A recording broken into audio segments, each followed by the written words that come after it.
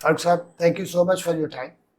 میں یہ چاہوں گا کہ سب سے پہلے آپ کا ویو پوائنٹ لوں اس پہ کہ ہمارے ریجن میں ایک بڑی جنگ ہے اور اس کے اثرات ساری دنیا میں محسوس کیے گئے ہیں. اور پاکستان جنگ سے باہر ملکوں میں ایک ایسا ملک ہے جہاں پہ اس کا بڑا پریشر ہے انرجی سے لے کے دوسرے سیکٹرس میں.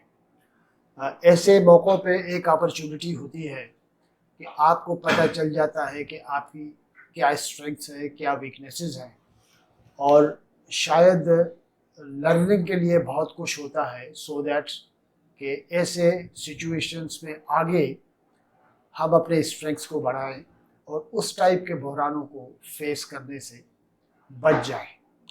آپ کا ویو پوائنٹ کیا ہے کہ پاکستان اس ساری سچویشن سے کچھ سمجھ رہا ہے، سیکھ رہا ہے، اور اگر آپ دیکھیں تو کون سے ایسے سیکٹرس ہیں جس میں چینجز ہمارے پالیسی میں ریفلیکٹ ہونے چاہیے؟ اوکے، بڑا آپ نے وائڈ رینجنگ کوشچن کیا ہے and I will try to answer it. First of all it's always a pleasure talking to engineering review. Najam Sahab سے بھی ہمارا رابطہ رہتا تھا اور بہت ہی نہایت ہی نفیس انسان تھے. تو it's good to be talking to you. اب آ جائیں اس لڑائی کے حوالے سے. سوال یہ ہے کہ پچھلے 1-1.5 سال سے جب ہماری ہندوستان سے لڑائی ہوئی پچھلے سال مئی میں، اس کے بعد سے اب یہ ایران کے اندر جو جنگ ہو رہی ہے، بہت ساری چیزیں سامنے آئی ہیں. جو لیسنز ڈرا کرتا ہے آدمی، وہ یہ ڈرا کرتا ہے کہ size really does not matter. Hindustan ہم سے 7 گنا بڑا ملک ہے آبادی میں، اکانومی میں، اس میں اس میں، مگر ان کا تجربہ بڑا ان کے لیے کڑوا اور تلخ رہا. وہ یہ سمجھ رہے تھے کہ یہ تو بیچارے لوگ ہیں، ان کا تو بجٹ بھی نہیں بیلنس ہوتا، یہ IMF کے پیچھے بھاگتے رہتے ہیں، تو ہم تو ان کو مونگ پھلی کی طرح چبا کے کھا جائیں گے. But they learned something. And the lesson they learned was that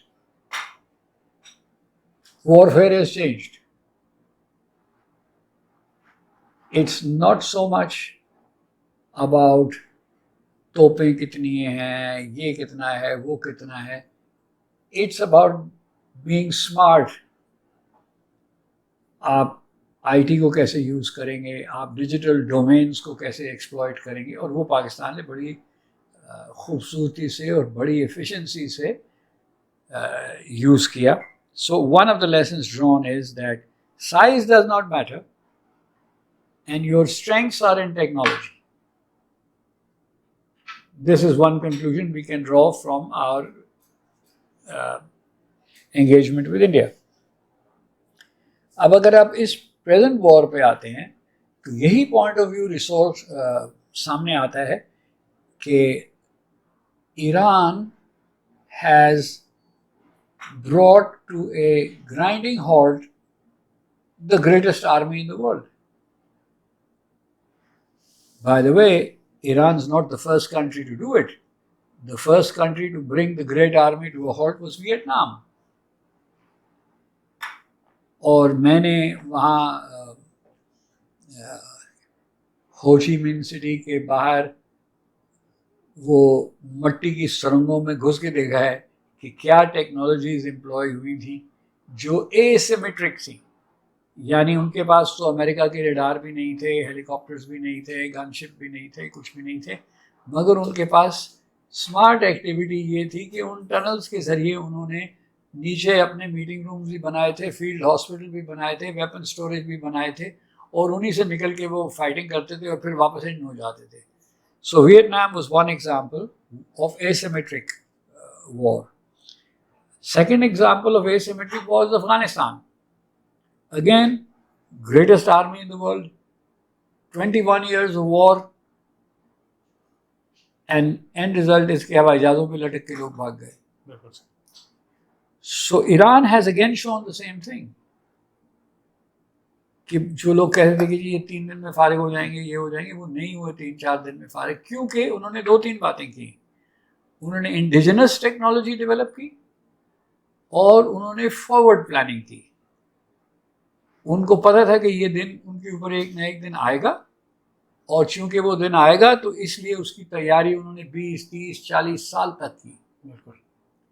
تو اب اگر ہم ان لیسنس کو اگر سمرائز کریں تو ان سے 2-3 باتیں نکلتی ہیں. ایک بات یہ نکلتی ہے کہ indigenous technology, self sufficiency and using the technologies appropriately. تو اب ہمارے انوائرمنٹ میں اگر آپ آ جائیں back to a lower level view کہ جی ہماری ساری اکانومی جو ہے اس میں امپورٹ کی ڈپینڈنس بہت زیادہ ہے. We import far more than what we export. So the end result is کہ جی ہم ہمیشہ ہی ڈالر ڈھونڈتے پھرتے رہتے ہیں، ادھر سے مانگ لو ادھر سے مانگ لو، کبھی کوئی کہتا ہے واپس دے دو، کبھی کہتا ہے دوں گا، کبھی کہتا ہے نہیں دوں گا. But we are dependent upon meeting that gap between our export earnings and our import earnings to balance it somehow. This is our headache for long years since Pakistan was made. اب آپ دیکھیں گے جی اس gap میں کیا factor ہے جو contribute کرتا ہے. سب سے بڑا فیکٹر ہے انرجی امپورٹ. کوئی گیس باہر سے آ رہی ہے، پیٹرول باہر سے آ رہا ہے، وہ فکس آئٹم ہے جس کو آپ ختم ہی نہیں کر سکتے انلیس آپ یہ کہیں گے جی میں نے اتنی زبردست ایکسپورٹس کر دی کہ اس کو کاؤنٹر کر لیا. So either you will increase your export earnings or you should decrease your requirement. But you can do both. You can do both. Yes. And so my thinking is that we need to cut down the import of energy, whether that is by promoting renewable energies, جس میں hydro electric dams آتے ہیں، solar آتا ہے، ونڈ آتا ہے. ان کو جتنی جلدی ہم امپلیمنٹ کریں گے اتنی جلدی ہماری امپورٹ کی ریکوائرمنٹ کم ہوگی. چائنا کی اس وقت 86% انرجی ریکوائرمنٹ انڈیجنس ہے. صرف وہ چائنا کی 14% انرجی ریکوائرمنٹ امپورٹ کرتے ہیں. اور انہوں نے بھی یہ دیکھا اور رینیولز کی طرف بہت ٹرانزیشن کی، electric vehicle everything they did because they also knew کہ بھائی یہ قلت آئے گی تو ہم پہلے پریپیئر ہو جائیں. تو ہمیں بھی اس طرح کے ایکشنز لینے پڑیں گے. اچھا، اب اس وار سے جو تیسرا لیسن ڈرا ہوتا ہے وہ یہ ہوتا ہے کہ اگر آپ نے کوئی اے سیمیٹرک لڑائی لڑنی ہے، اور ہماری کبھی بھی ہندوستان سے اگر اللہ نہ کرے لڑائی ہوگی تو ہمارے سائز تو چھوٹا ہی رہے گا، تو وہ سیمیٹری تو نہیں ہے کہ جی وہ اتنا بڑا ملک ہے ہم چھوٹے ملک ہیں. ایسا نہیں. اے سیمیٹریکل وار کے لیے جو ہماری انڈیجنس ڈیفینس کیپیبلٹیز ہیں اس کو بڑھانے کی بے انتہا ضرورت ہوگی. Again indigenous. اب فائنلی جو سب سے بڑا چیلنج ہے not out in the war but outside of the war is climate change. Climate change کے اثرات یہ بتاتے ہیں کہ جی بیشتر حصہ انڈین سب کانٹیننٹ کا جس میں پاکستان بھی شامل ہے وہ اوور ٹائم ڈیزرٹ بننے کی طرف جا رہا ہے. پانی کی قلت بے انتہا ہوگی. ایک لڑائیوں کا چیلنج یہ ہے کہ ہماری وہ انڈیا نے کہا جی ہم نے ٹریٹی سسپینڈ کر دی، ہم پانی نہیں چھوڑیں گے. ابھی تک کیا کچھ نہیں انہوں نے، مگر وہ کر سکتے ہیں. So you need to mitigate climate change, and that mitigation is you got to find some more economic way of cooling people. You will need to cool the people. Very much. Yes. یہ کہنا کہ جی لوگ جو ہیں وہ ٹھیک ہے سر 50 degree میں بھی زندہ رہیں گے، نہیں. ان کی اگر زندہ رہیں گے، اللہ کرے زندہ رہیں، مگر ان کی ایفیشنسی 10% ہو جائے گی. So cooling requirements are going to multiply enormously. That comes to where the sector I work in. Yes. And then we are going to have shortages of water. So water conservation is a big issue. So these are the problems جو میں نے آپ کو high light کیے ہیں. اب ان کے اس سے آپ کا دوسرا حصہ سوال کا کہ کون سے سیکٹر پالیسی میں فوکس کیے جائیں اور جن کو ہم کوشش کریں ایز اے کنٹری کہ ہم وہ ڈیولپ کریں. پہلا اسٹریٹ فارورڈ یہ ہے کہ گروتھ کو جتنا میکسیمم ایکسپورٹ ڈریون کر سکیں وہ بہتر ہے تاکہ آپ کا فارن ایکسچینج کا گیپ جو ہے وہ کم ہو جائے. دوسرا آپ کا بڑا فوکس ہونا چاہیے آن رینیویبل انرجیز آن اے میس اسکیل. ابھی تک میرا خیال ہے 95% سے زیادہ ہی ہوگا جو یہ سولر پینل وغیرہ ہیں وہ سب باہر سے ہی آتے ہیں. ٹھیک ہے, we don't have the economies of scale کہ ہم چپس بنانے لگ جائیں, but we can do a lot of local integration and electronics and so on. To give you some idea, a country like Malaysia's exports of electronics are 27 billion. Just electronics exports. All 3 times, 10 times more from Taiwan, Vietnam. So that's a sector we need to focus on, which is the energy sector, make it indigenous as far as we can and focus on electronics. Second thing is, focus on the defence sector.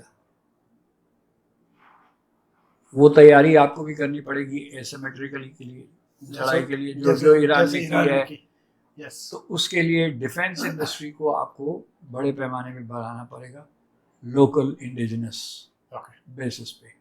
اور میرا ایک یہ opinion ہے, and I think our leadership is aware of it and they are doing it best to do it, is that we want to increase the exports of defence equipment.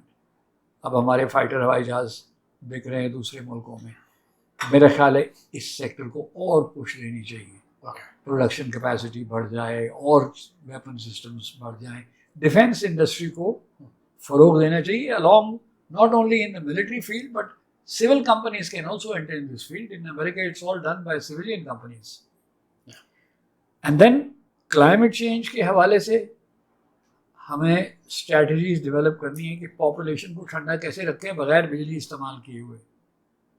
تو اس میں renewable energy کا use for cooling purposes اور passive strategies, یعنی گھروں کے design ایسے ہوں جو, میں ایک بات کہوں گا شاید people will disagree with me, کہ آج سے 70 سال پہلے کراچی میں جو گھر بنتے تھے اور کئی ایریاز میں بڑے بڑے اچھے گھر بنے ہوئے ہیں, بیڈ رومس کے باہر برآمدے ہوتے تھے, ہمیشہ برآمدوں کی سامنے چھجے ہوتے تھے, روشن دان ہوتے تھے جو کھول دیے جاتے تھے کہ ہوا کی سرکولیشن ہو جائے.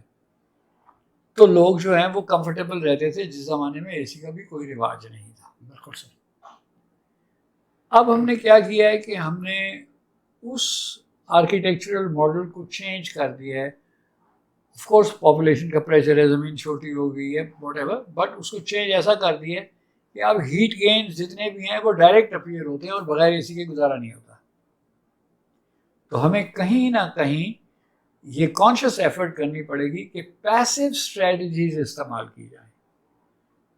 آپ کو ایک مثال دیتا ہوں کہ میں نے پیپر پڑھا تھا ایشرے میں on sustainable buildings from the past, اور اس میں جو کیس اسٹڈی تھی وہ لاہور کا قلعہ تھا.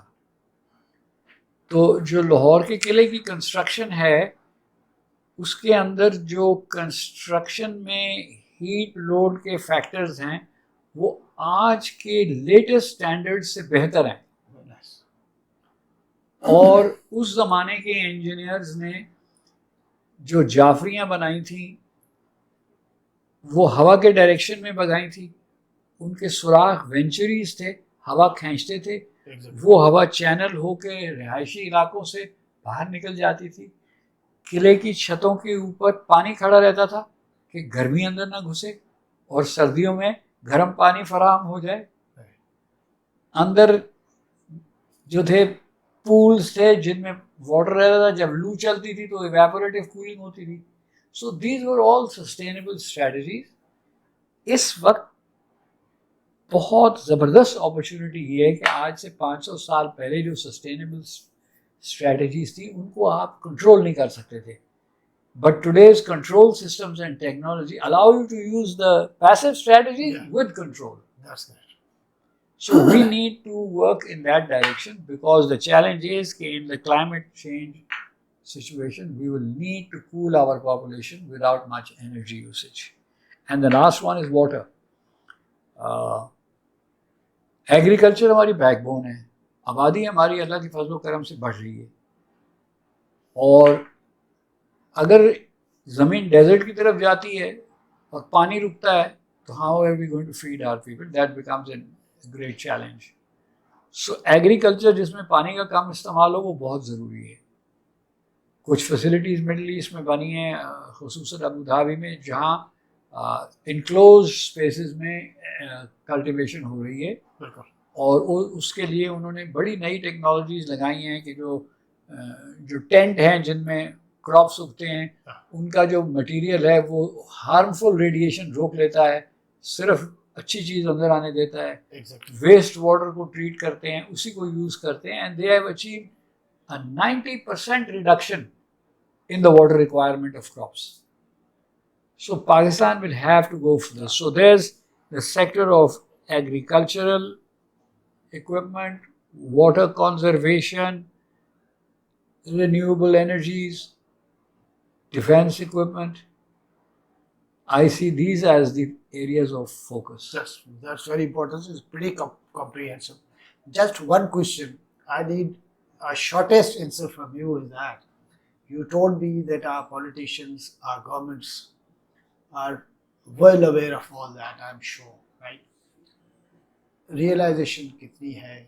How do you expect them to move ahead? You see, one of the things that most people in developing countries don't understand is that change is a slow process. And there is a huge effort required between having a vision and being able to translate it. Yeah.